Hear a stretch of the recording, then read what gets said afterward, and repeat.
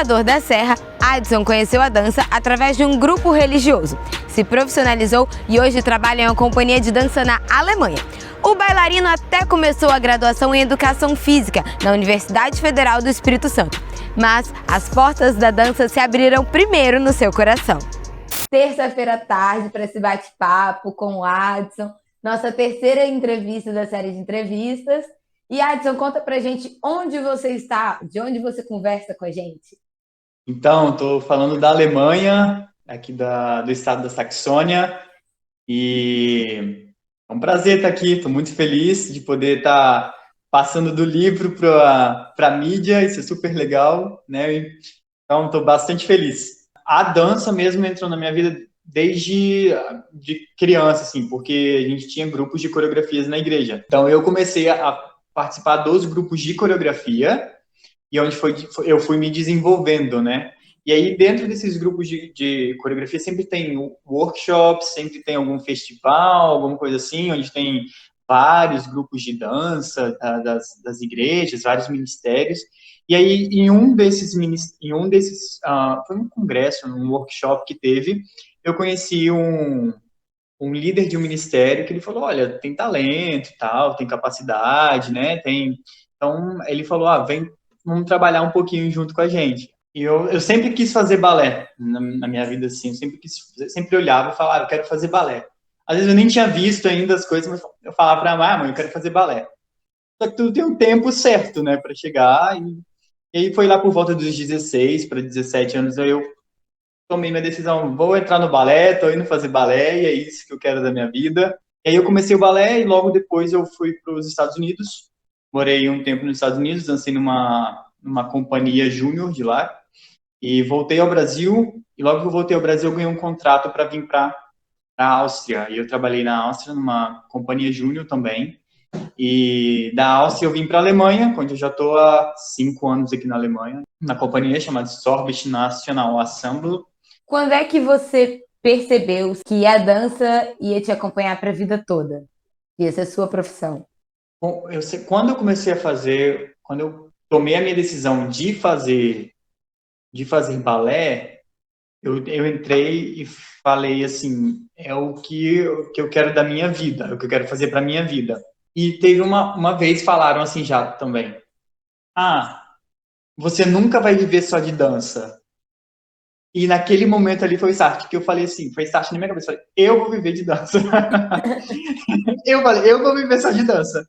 E aí eu acho que também deu uma ajudada, assim, sabe? Mas eu acho que foi isso. Eu sempre, desde quando eu tomei a decisão de vou fazer balé, e eu entrei numa sala de aula e vi que era aquilo que eu realmente queria, falei, é isso que eu vou fazer da minha vida. Você teve duas oportunidades para sair do Espírito Santo, né? Uma para os Estados Unidos e outra para a Alemanha.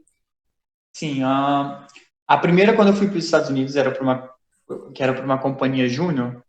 Eu fiz uma audição, porque aqui geralmente tem muito programa de verão, sabe? Fiz a audição para o programa de verão dos Estados Unidos, e aí fui chamado para o programa de verão. E quando eu cheguei no programa de verão, no final do curso, eles me ofereceram para poder ficar. E para vir para cá foi pelo Seminário Internacional de Brasília. Eu ganhei o festival nesse ano como solista.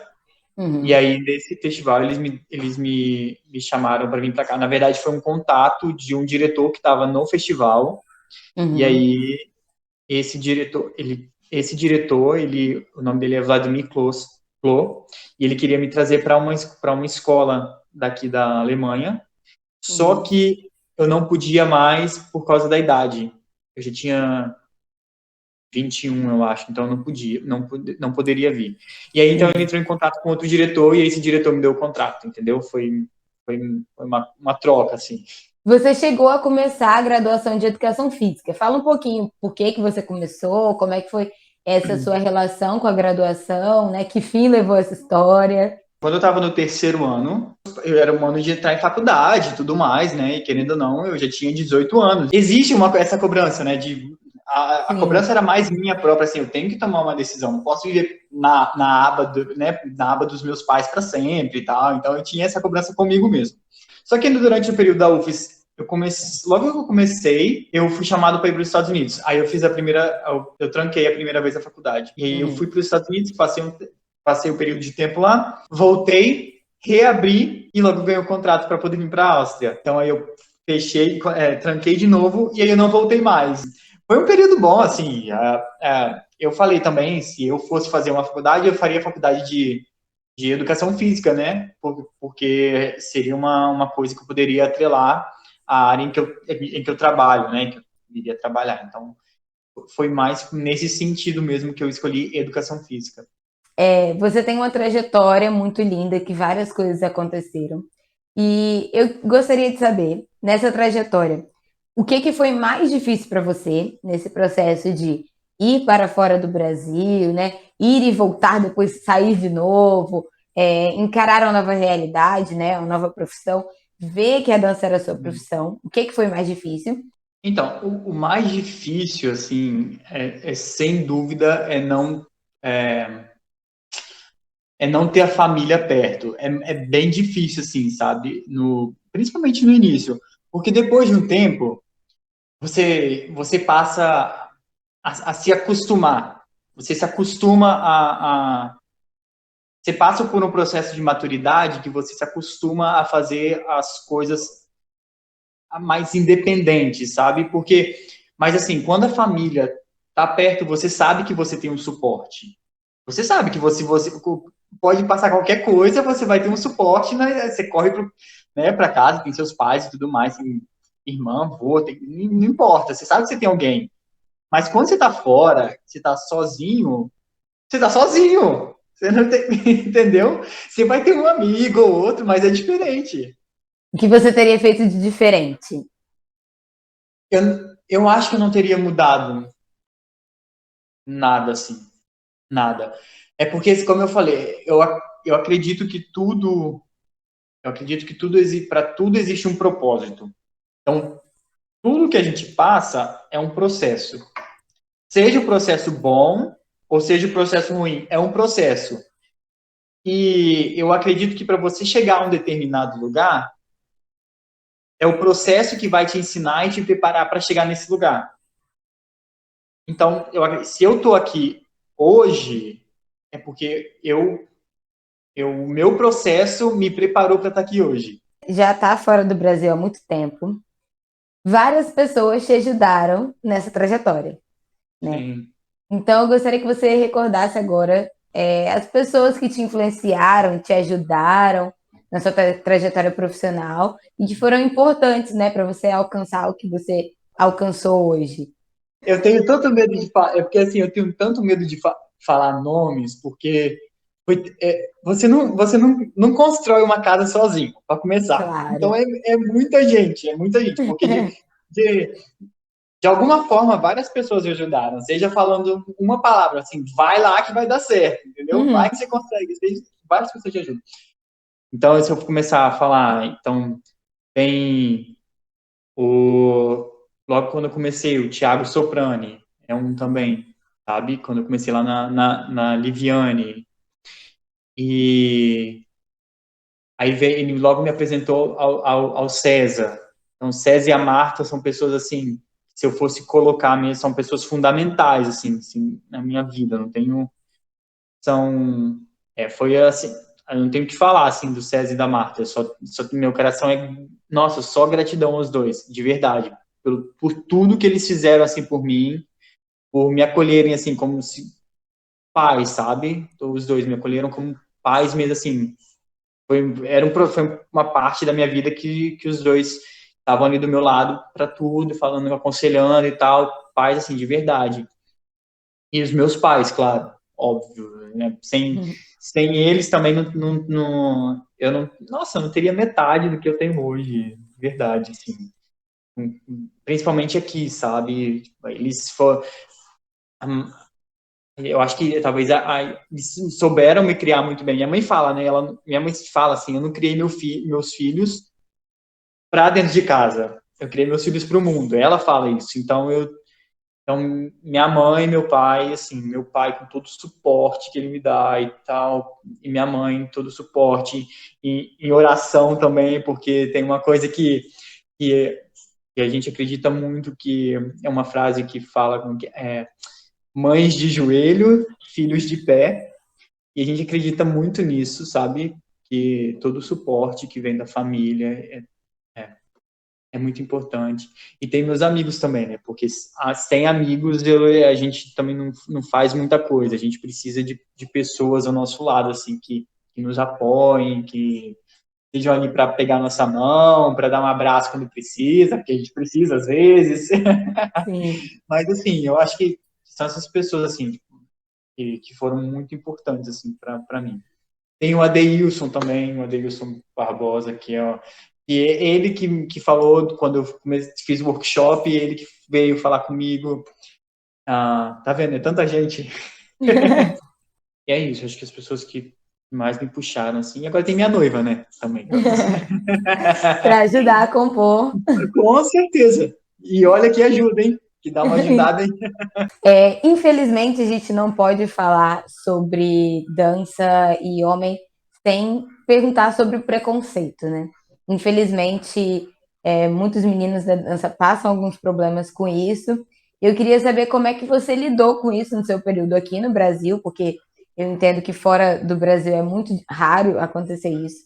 Eu queria saber se você teve algum problema com isso e como você lidou com essa situação. Então, com a minha família, assim, eu nunca tive problema nenhum, nenhum.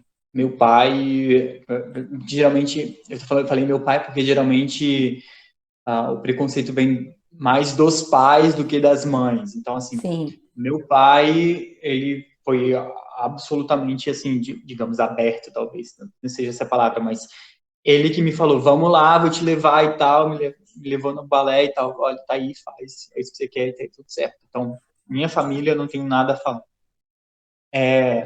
Os meus amigos, ou pessoas de fora que não conhecem o mundo da dança, eles realmente têm uma visão muito deturpada do que seja.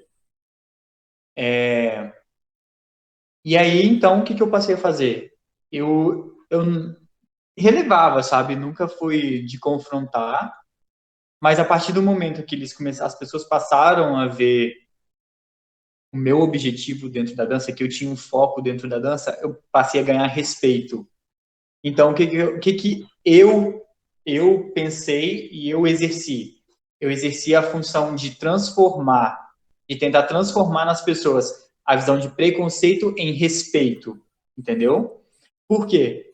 Porque todos passaram a ver o meu trabalho. Então, eu falei, então, eu tenho que ser o espelho, não o espelho, eu tenho que ser a pessoa que eles vão identificar como bailarino. O fato não é nem ser preconceito com a dança toda, o fato é preconceito com o balé clássico.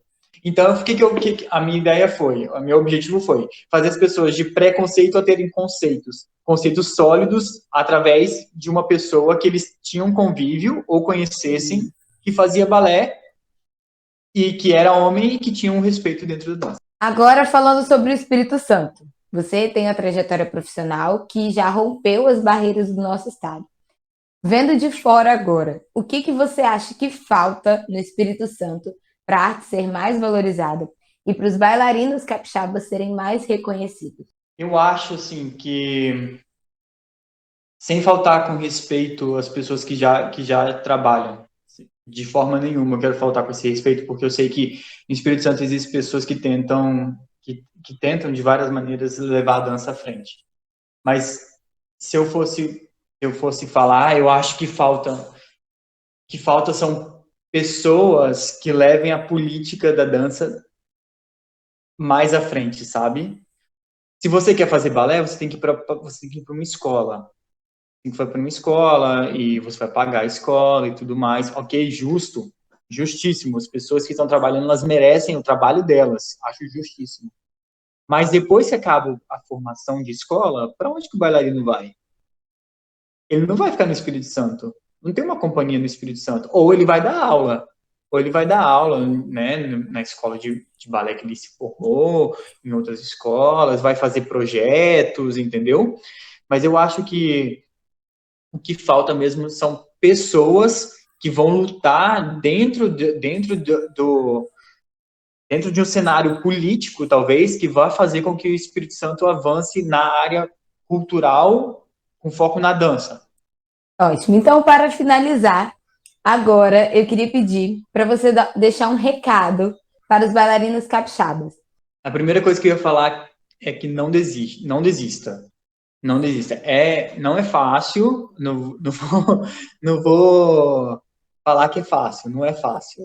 É uma carreira que você tem que trabalhar muito, tem que se dedicar muito, você tem que abrir mão de muitas coisas, mas não desiste. Assim, vale a pena. Se é o que você quer, se é o seu sonho, corre atrás, vai, não desiste, sabe? Luta, porque quando você começa a colher os frutos de todo o processo, vale muito a pena. Então é isso que eu falo, não desiste, continua, segue o sonho que no final dá tudo certo. Tá ótimo. Então, muito obrigada, Adson, por esse bate-papo, essa entrevista maravilhosa.